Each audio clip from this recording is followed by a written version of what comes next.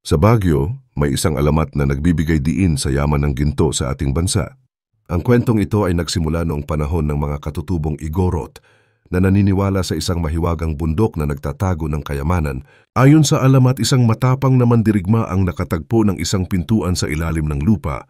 Sa loob, nakita niya ang mga bundok ng ginto na nagniningning sa dilim. Pero sa kanyang pagsisiksik, natagpuan niya rin ang mga espiritu ng mga ninuno na nagbabantay sa kayamanan.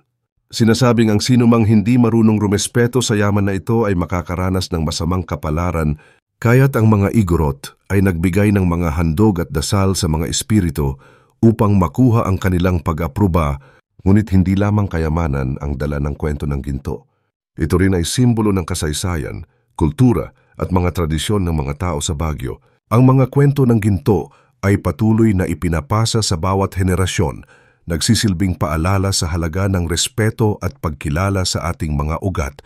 Kaya sa inyong pagbisita sa Baguio, alalahanin ang alamat na ito, isang paalala na ang tunay na yaman ay hindi lamang sa material, kundi sa ating kultura at pagkakaisa mga aral. Ang kalikasan ay may mga kayamanan na maaring itago. Ang pagkaramangha at pagkamausisa ay maaring magbukas ng mga bagong oportunidad. Maraming salamat sa panonood. Huwag kalimutang mag-subscribe sa aming channel para sa iba pang kwento ng yaman at kultura